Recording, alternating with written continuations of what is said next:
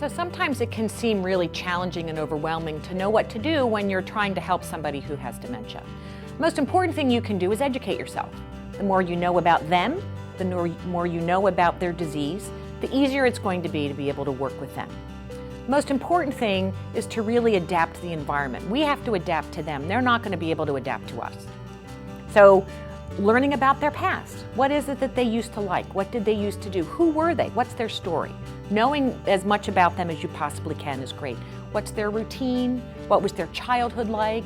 Were there any traumas that happened to them so that you will know how to help them if they go through that? What music did they listen to? So the important thing about knowing about someone's past, I worked with somebody in an adult daycare program. She was very confused, had Alzheimer's disease. It was one of her first days in the adult daycare. She really didn't know where she was. She was very upset. She got outside. So what we had learned was just let her walk and I would follow her so that I would be sure she was safe. So I wasn't trying to get her back in. I wasn't trying to do any of that. So I start to follow her. And she starts looking at me and turning around and screaming and running down the road, screaming that somebody was after her. So I ended up having to get other staff and it really didn't turn out well. So we get her back, we call her husband.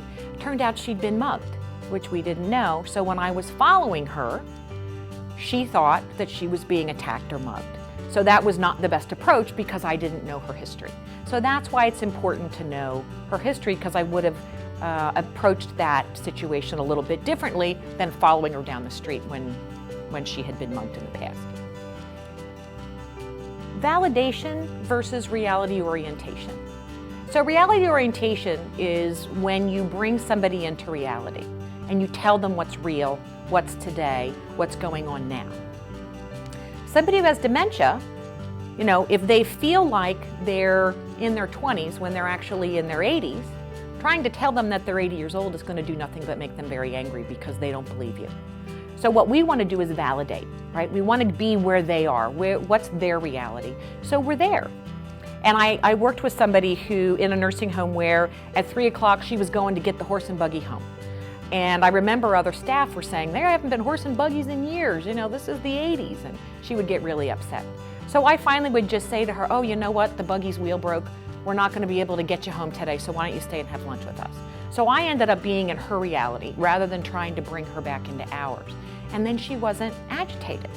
And then you need to communicate with short sentences and very slowly. It takes them a long time to process. If you think about a brain disease, the brain doesn't work the same. So you have to give them a little bit more time. So if you ask them a question and you ask them again, then they have to start all over and it might cause them to be agitated. So short sentences, you don't want to get into anything too difficult. Yes and no questions are the best. Open-ended questions can sometimes be difficult because they have to think of an answer. So if you're trying to help them get dressed, rather than saying, what do you want to wear today? I mean, how many of us have a hard time figuring that out, right? And we don't have dementia. You open up your closet and you don't know.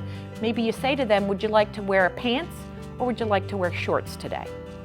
Hold them out, let them look, let them pick one. You know, would you like to wear blue or would you like to wear red? Don't give them way too many choices because they can't figure it out. Give them those two. And if they don't like either of those, give them 2 more, but don't give them more than that. You might need to repeat yourself several times in order for them to understand what you're saying. Again, you have to take your time. And you don't need to shout. I mean, sometimes, how often is it when somebody doesn't answer, you think they don't hear you, so you say it again louder. And that's not necessarily the situation. So learn about their past, try to keep them in their routine as much as you possibly can, whatever that routine was. Understand the activities that they liked and allow them to do those as much as they can.